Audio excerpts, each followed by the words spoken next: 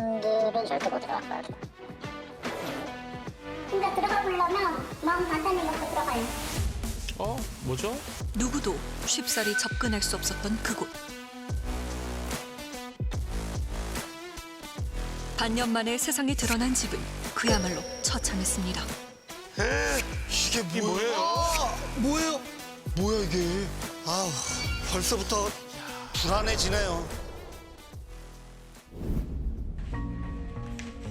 시간을 되돌릴 수만 있다면 그녀를 만나기 전으로 돌아가고 싶습니다.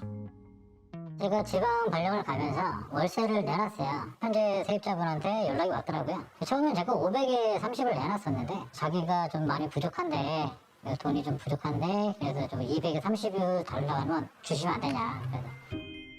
그녀의 딱한 사정을 모른 채 할 순 없었습니다. 그렇게 송 씨와 집주인 동민 씨는 임대차 계약을 맺었습니다. 그런데 얼마 뒤 동민 씨에게 예상치 못한 연락이 빗발쳤습니다. 세입자분 관련된 건가요? 작년 12월, 1월 달쯤부터 주변 집에서 항의가 좀 자꾸 들어오더라고요. 항의가 개 소리 온다고요? 너무 크다. 밤새 짖는 소리에 잠을 못 자겠다. 아니 무슨 소리냐. 개가 그렇게 큰 게 없을 거다. 조그만 거만 이렇게 키운다고 얘기를 했었다. 분명 송 씨는 계약 당시 소형견 한 마리만 키우고 있다고 했습니다.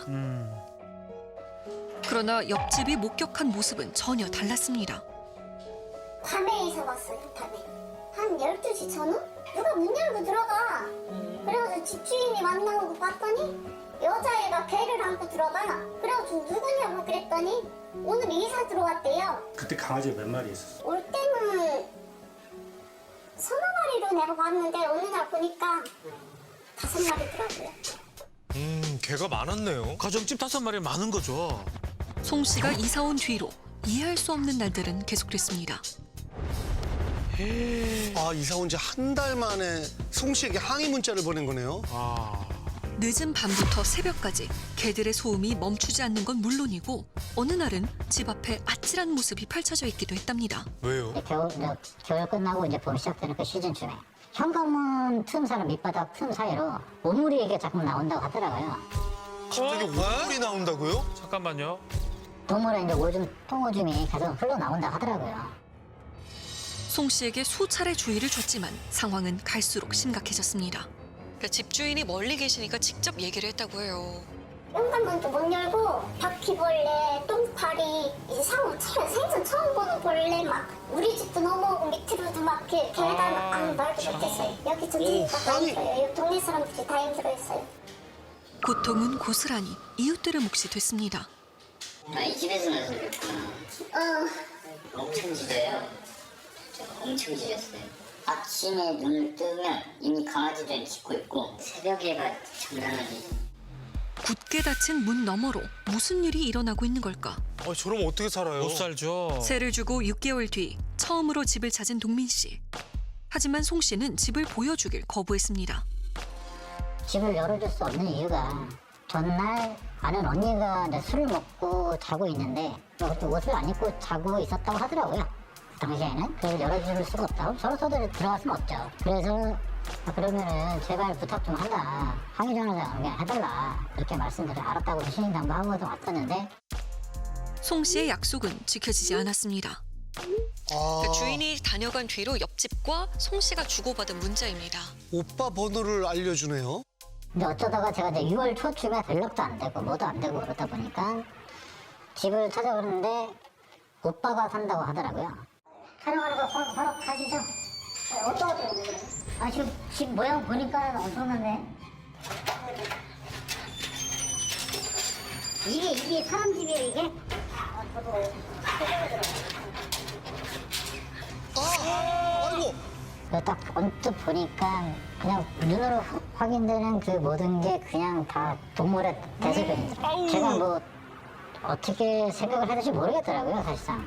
애지중지 하면서 집을 잘 갖고 와가지고 이렇게 살고 있다가 첫 월세를 줬는데 이렇게 집이 된 걸 보고 참 많이 아니 여기서 사람이. 송 씨를 믿었던 만큼 충격과 배신감에 휩싸였습니다. 집주인인데요. 네네. 제가 무슨 말 할 줄 알죠? 네네. 사람이 어쩜 그럴 수가 있어요? 죄송합니다. 아니 개를 어떻게 그렇게 키울 수가 있어요? 아, 제가 집에 못 들어간 지 꽤 돼가지고요. 내가 사정사정 해가지고 집을 빌려드렸는데 그 집주인으로서 제가 울 뻔했어요. 울 뻔했어. 그거 보고 나서. 아니 내가 몰랐으면 걔도 그렇게 살았을 거 아니에요. 아니, 이후 송 씨와의 연락은 끊겼고 동민 씨는 그녀의 오빠와 연락을 주고받았습니다. 집에 대한 원상복구를 일단 요청했네요. 그러니까 오빠분이 뭔가 수습에 나서려나 봐요. 동민 씨가 할 수 있는 건 믿고 기다리는 것뿐이었습니다. 공사는요, 네. 그 주말에 될 것 같아요. 그래서 일단 걔만 정리되면은 바로 될 것 같아요. 걔는 다 오늘 빼시는 거 맞죠? 네네, 지금 구청 갔다 와가지고, 구청은 왜요? 구청에도 그 뭐 보호소 있다 그래가지고. 잠깐의 악연 정도로 끝나길 바랐습니다.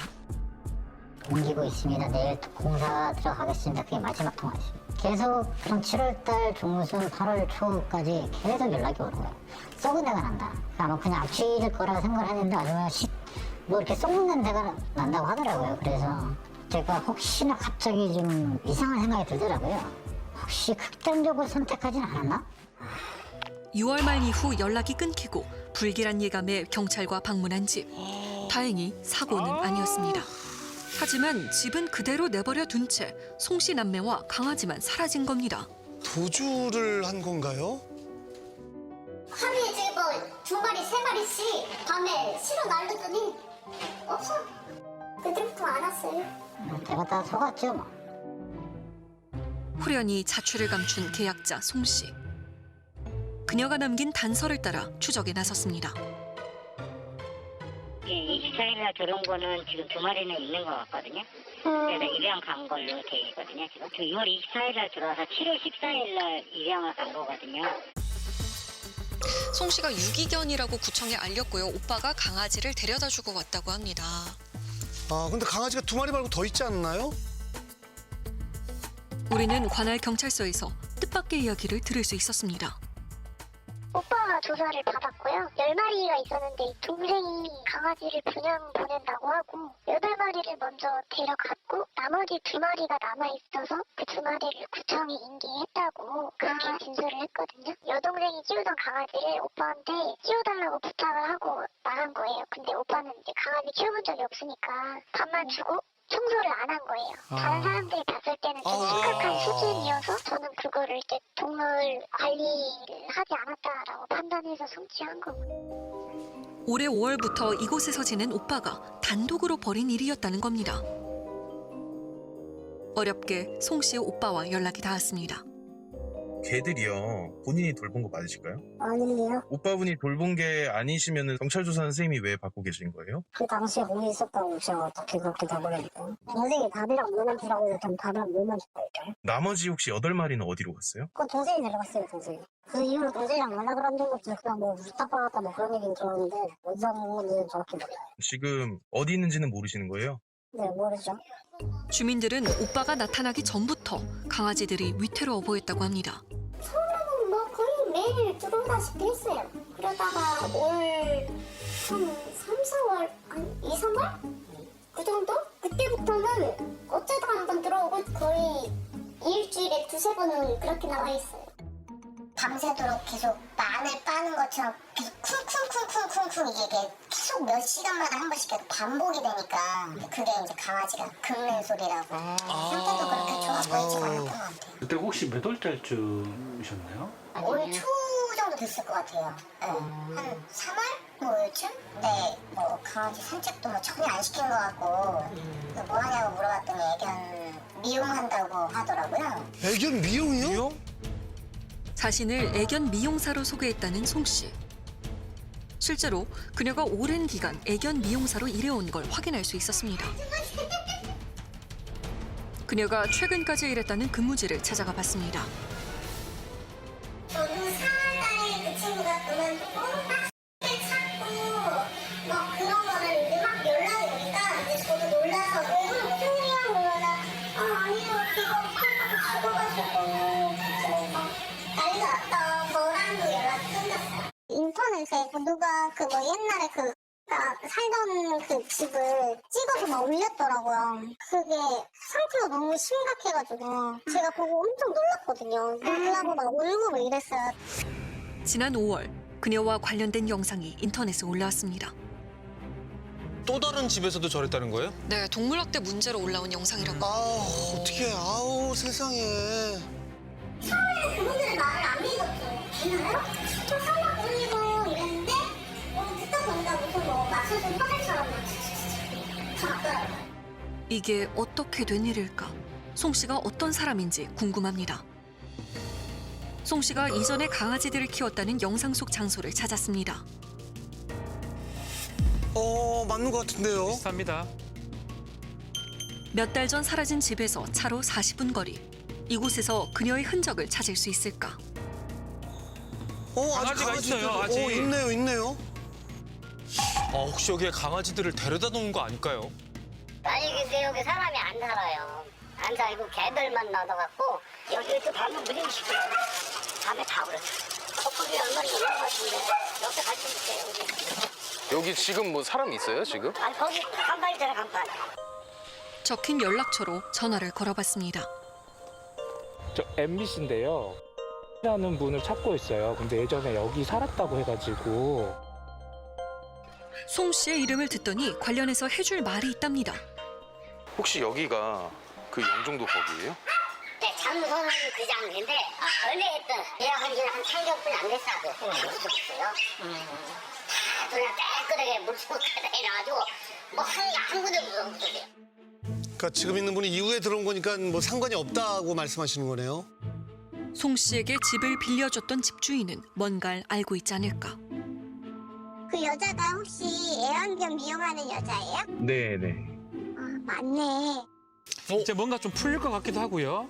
그 여자분이 처음에는 오셨어요. 여자분이었는데 그냥 자기가 강아지를 좋아하는데 집에서 17마리 정도 강아지가 있대요. 그래서 그 강아지를 민원이 심해서 우리 집처럼 외진데로 들어온다. 그래서 써라. 계약 당시에는 남자분이 오셔서 계약을 하시더라고요. 그분이 계약을 해서 그분이 월세를 낼 거라 그렇게만 얘기를 했거든요.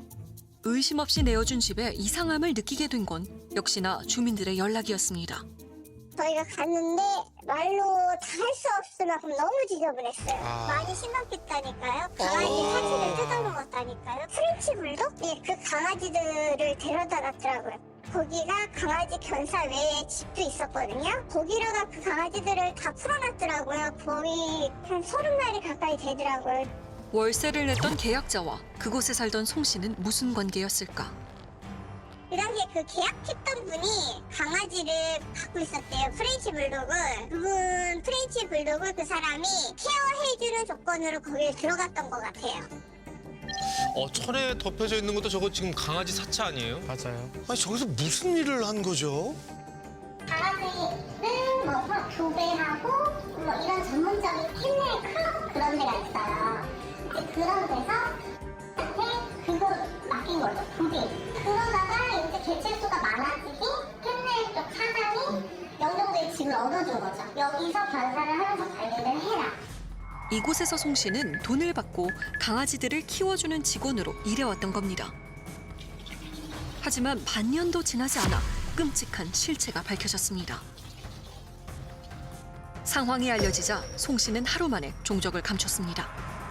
강아지를 옮기고 이제 그 지저분한 그 상황만 그대로 이제 그 뜬 자리만 그대로 남겨뒀어요. 그 여자분하고는 완전히 끝난 것 같아요. 왜냐면 더 이상 그 여자분한테 개를 맡길 수 있는 상황이 아니니까. 그리고 여자분은 여자분대로 가버리고 보증금으로 그냥 집 고치고 모자른 거는 그 남자한테 더 달라고 해서 그냥 집만 고치고는 더 이상 그 사람들하고 상대하고 싶지 않더라고요. 그 상황이 너무 안 좋았어서. 지인들이 기억하기로 송 씨의 강아지 사랑은 유별났다고 합니다. 키우는 반려견들도 여러 마리였답니다. 가정 환경이 되게 안 좋아요, 그 친구가. 그래도 그냥 열심히 살려고 하는 거 있었어요. 자기 혼자 이렇게 막 하려고 그러다 보니까 뭐 이게 벅찼을 수도 있죠, 돈이. 그러다 보니 그거를 하게 된 거예요. 애견 미용 일을 하면서 강아지 위탁 일도 했던 송 씨. 그녀의 하루는 온통 강아지들과 함께였습니다. 굉장히 심했어요. 그 사장님이 다 걔를 계속 됐다 놓고 하는데 자기가 관리가 안 된다. 봐주다가 맨날 차에서 잔다. 그래서 차에서 잔다고 하면 2달을 그랬었어요. 막판에 이제 항상 걔 때문에 치고 막 그러니까 이제 모두를 막 먹고 싶다 막 그랬었는데 약간 우울감도 좀 심하고 감정 기복이 엄청 심해요. 송 씨의 행동을 전문가는 어떻게 바라보고 있을까?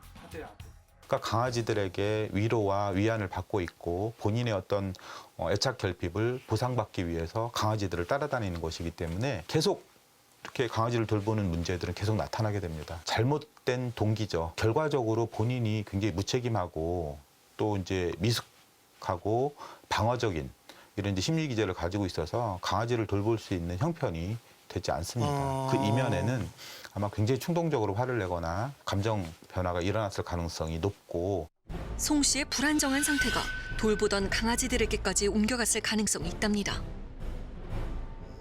취재 도중 그녀에게 다른 피해를 입었다는 사람이 나타났습니다. 많이 밀린 것도 밀렸지만 차를 엉망으로 해놨죠. 걔를 태우고 다닌 건지 많이 지저분하더라고요. 상당히 험했죠. 여기저기 사고도 많이 나고 저희는 뭐 속아주는 입장이었고 계속 누적되다 보니까 그래서 저도 뭐 차를 그냥 회수를 해버린 거고 저희도 지금 당연히 손해배상 청구를 해야 되는 부분이고요. 한 500 정도 되겠죠. 도망자 신세가 돼버린 송 씨. 오랜 시간 그녀를 추적한 끝에 현재 거주지를 파악할 수 있었습니다. 어떻게 살고 있을까요? 여기네. 과연 있을까요, 여기에?